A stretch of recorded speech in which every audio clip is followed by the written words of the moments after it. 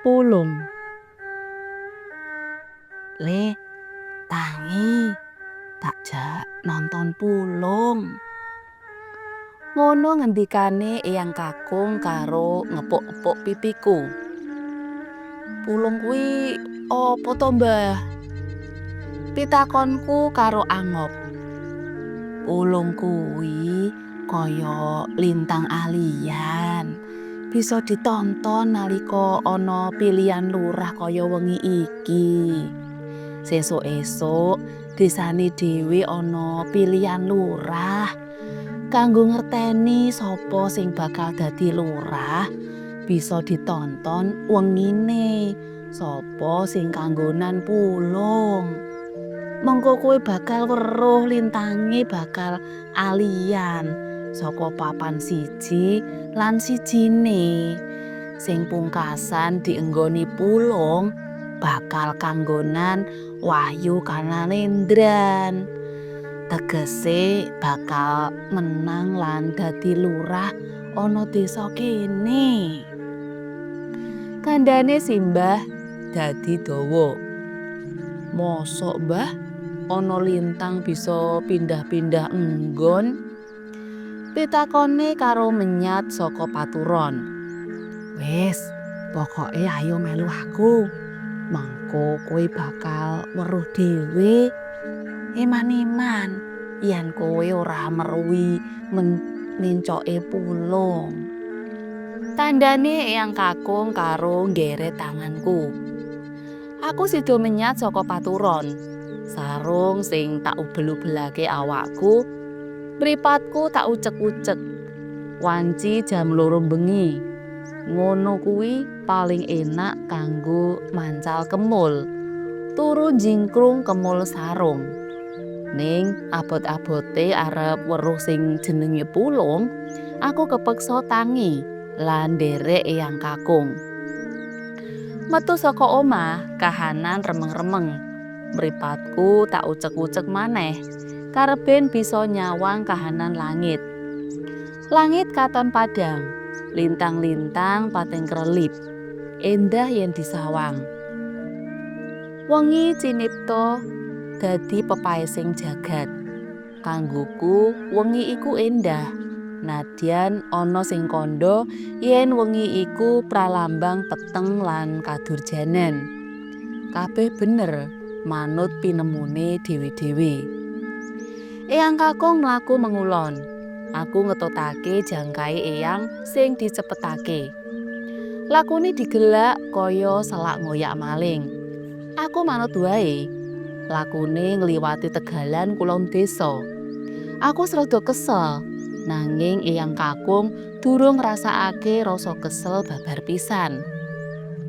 Tanganku kaya diseret. Sikilku terus mlaku, nadyan aras-arasen. Ora nyono lecedhela wis tekan pinggir jurang. Saka jurang kulon desa, kahanan langit katon luwih cetha. Padhang jinglang, lintange pating kerlip. Mengulon katon iline banyu Bengawan Solo. Nadyan lagi rada asat. Mengetan katon tegalan ginelar jembar tinanduran pohong, kara lan kacang brol. Langite jembar gilar-gilar. Tan ana semliwere mega malang. Eyang terus lungguh ana watu pinggir jurang. Aku dituduhi kahanan langit wengi kuwi. Ana maneka warna lintang. Lintang gubuk penceng, lintang panjerina, lintang waluku lan sapanunggalane. Aku mantuk-mantuk dipituturi Eyang Kakung ngenani kabeh kuwi. Kanggoku bab kaya kuwi klebu ngelmu anyar. Pancen Eyangku rada ngerti ngelmu palintangan. Eyang Kakung mono pegaweane dadi kaum lan guru ngaji ana masjid. Saben esuk wis mimpin puji zikir. Ngelmu kaya sing diceritakake kuwi dudu ngelmu angel kanggone Eyang Kakung. Diententeni ora metu-metu pulunge. Eyang Kakung duwe inisiatif. ngobong uwuh lan kayu-kayu garing sing ana ing cedhak kono. Bubariku eyang nemokake ana pohong gumletak. Sajake esuk mau ana wong sing bedol pohong lan kabotan. Mula ditinggal ana ngisor wit gedang. Pohong diblesakake ana genen. Genine murem, mula bisa mbakar pohong kuwi kanthi cepet. Lecedhe lho, pohonge wis mateng. Terus dientas saka genen. Nyatane pohonge mempur banget. Aku diwenehi sak glundung, terus tak pangan. Wanci bengi mangan pohong bakar ana pinggir kali. Rasane nyoto mirasa. Menyang awak marai rasa. Ngluwihi jamune Mbah Marijan. "Mbah, pulunge endi? Kok ora katon-katon?" Pitakonku selak ora sabar. "Mengko dhisik, dienteni sametune. Mosok bisa meksa metune pulung. Pulung kuwi metu manut karepe dhewe. Kuwi dadi tanda-tanda alam. Mesti wae awake dhewe ora bisa nyumurupi kapan metune." Kandhane Eyang Kakung. Nalika pohongku wis entek, tak ematake langit sisih wetan. Sakala katon cumlorote lintang alian. Sesawangan kuwi cetha welo-welo. Cahya kuwi kaya disawatake ana langit. Cumlorote playune. "Mbah, presani langit wetan, Mbah. Kayane pulunge wis metu." Kandhaku rada bengok. "Bener le omonganmu. Lah iya kuwi sing diarani pulung. Kae, gelengen arep mencok ana ngendi?" Kandhane Eyang karo nuding pener panggonan pulung. Lagi sepisan iki aku weruh sesawangan sing ora lumrah. Lakune pulung ngolah ngaleh. Sekawit ana kulon, terus mangidul lan bali ngetan. Aku terus takon, apa werdine kabeh kuwi? "Terus sing ajeng menang sapa, Mbah?" Pitakonku. "Yen ngulon sing arep dadi lurah anyar Pak Sronto. Aku rapati sarujuk." "Lah ana apa to, Mbah?" "Pak Sronto kuwi mentale gento. Yen dadi lurah apa ora ngentek-entekake dhuwit negara, bisa bubar negarane mengko. Yen ngidul panggonane Pak Lurah lawas, Pak Harjo Mangun Sasmito." "Jenenge kok dawa temen to, Mbah?" "Kuwi jeneng tuwa. Yen sing menang Pak Harjo kahanan ayem, ning ora ana wah-wahan. Ngendelake saka pimpinan kaya Pak Harjo kuwi, desane kene ora enggal maju. Mestine pemimpin kuwi sing progresif lan kreatif. Kudu bisa mikirake dalan tumuju ajuning pembangunan." "Dadi Eyang ora ndukung Pak Harjo kuwi?" "Dukung ora, emoh ya ora. Netral ngono istilahe." "Yen wetan jagone sapa Eyang Kakung?" "Wetan kuwi Mas Warsito. Jago sing isih enom. Durung pati mateng pikirane. Ngerti dhewe mestine bocah nom-noman kuwi isih gampang kebranang lan emosional. Wong sing durung menep pikire yen mimpin ya kurang becik." "Lah terus Simbah arep milih sapa?" "Ya kuwi angele. Saiki kuwi aku arep milih sapa ya durung duwe gagasan." Mbah, kae Mbah pulunge alian maneh." "Bener le, malah saiki wis mapan ana iring kulon. Tegese desane dhewe bakal dipimpin Ki Sronto, lurahe gento." "Waduh, terus piye Yang yen kaya ngene iki?" Ya wis, mengko tak dedonga muga-muga Kisranta bisa mareni kabeh tumindake. Yen dadi pemimpin ya mestine bisa ngayomi rakyate. Wis, ayo mulih. Isih ana wektu kanggo turu sedhela. Sidane aku dituntun mulih. Isih ana wektu kanggo ngaso sedhela.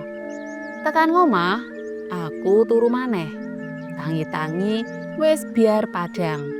Eyang kakung wis rampung anggone mimpin donga ana masjid. Esuk kuwi wong-wong ing desaku padha ora nyambut gawe.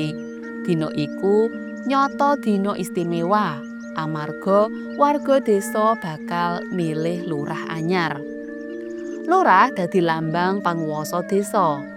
Mung wong sing kanggonan pulung wae sing kuat dadi lurah. Lurah bakal dadi suh lan sesepuhe wong sak desa. Dadi lurah nyata bakal kajen keringan.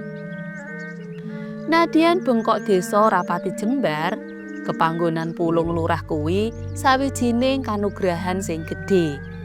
Ora saben wong kuat kepanggonan pulung lurah.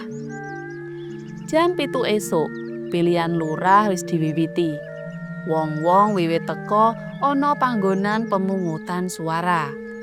Siji mbaka siji padha nyoblos gambar. Jaman aku isih cilik, pilihan lurah isih nggunakake lambang tela, pari, pohong, gedang lan sak piturute. Kisranta pasang gambar pohong. Pak Harjo nggunakake lambang jagung. Dene Mas Warsito nganggo lambang pari. Petugas manggil warga masyarakat supaya enggal tumuju papan pilihan. Lecedhela wis teka maneh gembruduk ana papan pilihan ing wilayah RW kono.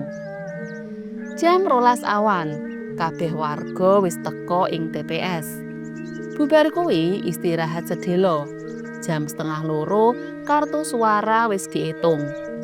Oleh-olehane swara tansah oyak-oyakan antara siji lan sijine.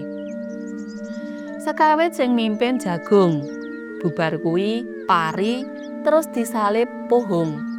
Mengkono terus-terusan oyak-oyakan anggone ngumpulake swara.